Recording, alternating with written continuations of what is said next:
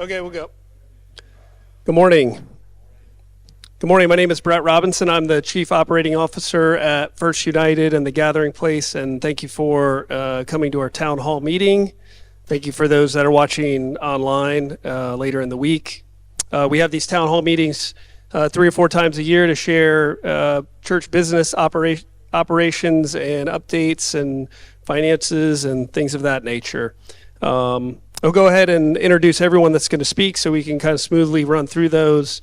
After myself, we'll have Doug Wigley, who is the building team chairperson, Pete Jasanis, our treasurer, and then we'll have videos from both Amy and Marshall Snyder, who is our staff parish relations committee chairperson. At our last town hall, I spoke about our property that we owned on 3700 West International Speedway Boulevard. The gift was from 1995, and it's in a small property that we have not been able to do anything with. We still have not been able to do anything with it because we could not negotiate a contract for sale during this time. We'll continue to look for suitable offers. Just wanted to update everyone on where we're going with that. And we've also started to realize that we are not utilizing the bus like we thought we would have or were pre-COVID. So if you see on our slide up there, we have less than 3,000 miles per year average driven. It's not even in the parking lot because it's in the shop getting maintenance and repair. So we've been spending some time with some teams trying to figure out some good ways to use the bus, and we have not really come up with a bunch of ministry opportunities to do that. If you have some opportunities or you think you have a good idea of how we can utilize the bus further, please let me know. Otherwise, I think that it may be wise to sell it. I wanted to compare the last 3 years worth of attendance here at First United, and this is indicative of all services and all streaming platforms and all streaming services. So we have 9 and 11 and 9 and 11 streaming, and you can see where the blue line is 2022, 2023 is red, and then green is 2024, so our attendance is up. And then in September, it kind of always goes down, but we're still ahead of the last 2 years, and part of that is really our live streaming. I'll report on Hurricane Milton now. I have 2 slides, so you'll see the first slide's a few pictures. You can really see how much water was in the back of the church there. I have estimates that I've read that says that there was over 15 inches of rain in our area the previous 5 days before Milton, and then 17 inches during the storm, and I actually heard up to 23 inches here too. So that overwhelmed the stormwater system here and on the peninsula, or the Barrier Island rather, and backed up the river. So we had a considerable amount of water just over here and then on the back alley. The water was drained out, and then we had approximately probably 10 to 12 inches of flooding in all the rooms on that back alley road. I filed an insurance claim on October 12th, and we started cleanup, which has been completed, and we started that on October 14th.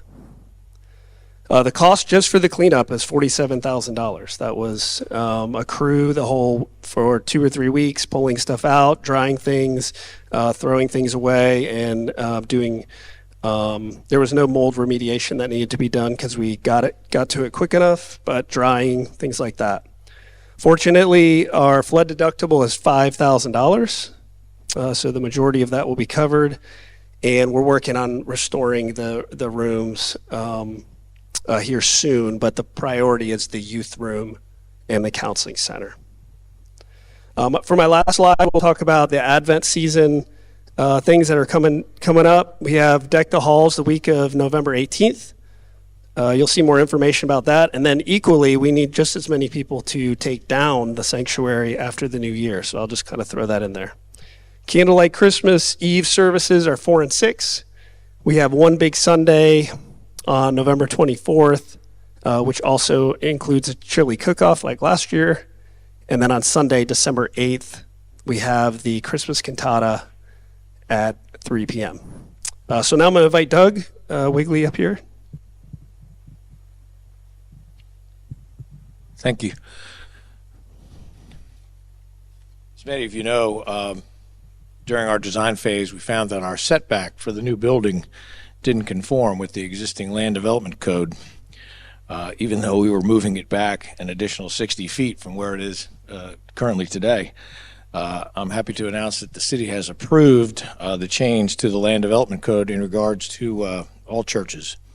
This is great for us. Now we can move forward and finish our design phase and get the civil engineer firm Zev Cohen to develop the final site plan and get that moving forward.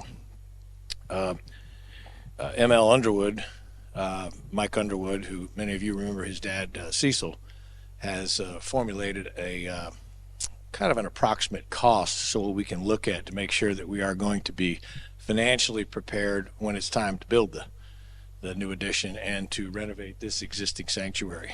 And we have that figure somewhere a little north of $8 million, which is going to require us to have a capital plan, capital fundraising plan, in addition to the money that we got from the sale of the land out on Williamson. But it's all good, and thankful that we got the city on our come around to the land development code and we can move forward. Thank you.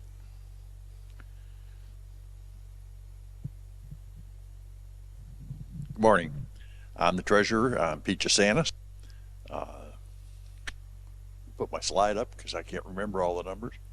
Oh yeah, our revenues from through September of this year are almost $830,000 from this campus, and from the gathering place they're about 51,000. So we're on track, and compared to other years, month to month it varies. This month it was a little behind. The previous month it was a little ahead. So, it varies month to month, but in line, and we're doing well on the revenue side. On the expenses, you will see that it's $868,000. Our budget expense, that's what they planned for at this particular time, was over $1 million. That looks good. Our staff has done a wonderful job of keeping the things that they can control down. Okay. But our expenses, as you'll see, exceed our revenues, and that's because the insurance has gone up. We have additional fees and additional software that we've had to pay for, so we're actually running a slight deficit at the moment. We expect to have that see that turned around in the future, as typically we go to the end of the year, it does turn around. Last couple things: mission giving through September, $255,000. You need to applaud yourself. That's really great. And lastly, as part of the job that we've created here, the investment team is part of what happens. The money that we received, proceeds from the sale of the Williamson property, has been invested. The investment team meets periodically to go over that. We've made several changes, based on things that have happened in the past.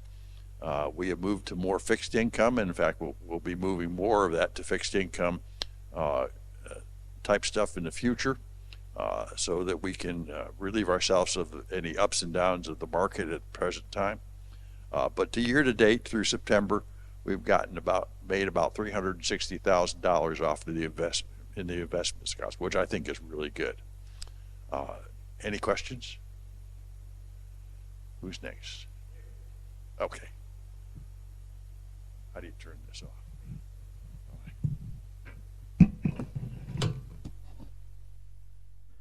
Good morning.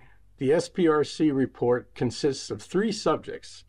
First, as you probably already know, our church has a goal to encourage and assist 10 people who will answer their call to go forward into ministry. It gives me great pleasure to tell you that we have another person to include in our march toward 10. Just a week ago, the SPRC interviewed Cameron Shepard and recommended to our guide team that she go forward in the process leading to becoming a Methodist minister. The guide team voted to accept our recommendation to send her on to the next challenge, of which there will be many. Cameron has already completed several of the procedural items on her way to becoming an ordained deacon in the Methodist Church. So, as Cameron takes the next steps in pursuit of her calling, I encourage you to look for a chance to meet her, if you haven't already, and to keep her in your prayers. Item number 2 in my report is to inform you that as a part of the SPRC 2025 budgeting process, we recommended a salary increase for each one of our clergy, Scott, Amy, and Macon. The guide team approved our recommendation, as did the Northeast District at its annual charge conference. The concluding item in my report is to welcome 2 new members to the child care team. They are Izzy Dixon and Brooke Hubler. The kids are certainly happy to have you with us, as are all of us here at First United. Thank you and have a great day. Hi, First United. Sorry I can't be with you in person. The Gathering Place is having its 3rd annual pet blessing. For those who don't know me, my name is Amy Armistead, and I'm the pastor of the Gathering Place. Fall is always a busy season around here. And the Gathering Place is intentional about having a presence in our community. So instead of hosting a trunk or treat, we participated in One Daytona's trunk or treat. We were the Super Mario Brothers in Christ. After going back to back with these 2 hurricanes, the Gathering Place wanted to serve impactfully. So during worship, we assembled 150 hygiene kits to distribute to our homeless neighbors and hurricane victims. Any extra supplies were donated to Community United Methodist Food Pantry. We're also assembling Thanksgiving non-perishable items for the Volusia Basket Brigade. Our goal is to beat last year and collect 30 boxes by November 17th. If you would like to donate a box, you could find the instructions on our website under the Serve tab. These boxes directly help families in our county. Now, an exciting update. I can no longer say that the Gathering Place is small but mighty because we continue growing. This means we are actively searching for a new interim location between now and eventually on Williamson property, but one now to accommodate the size of our congregation as we grow. The Gathering Place is living into our values of welcoming everybody by cultivating a diverse community in age, race, socioeconomic status, and ability. We believe diversity is our strength and is a reflection of God's kingdom. As well, we have made a goal to bring in $75,000 of financial tithes and offerings. Rumor is, if we meet this goal by December, I go in a dunk tank. Please pray for us as we take crucial steps towards financial sustainability and independence. Finally, on December 10th, we're hosting our Carols at Tangos. Everyone is welcome to enjoy delicious empanadas and live music. We hope to see you there. Well, folks, that's all the updates I have for you. If you would like to check out what's happening at the Gathering Place, we encourage you to follow us on social media or to check out our website, www.thegatheringplaceumc.org. See you in a couple weeks for One Big Sunday.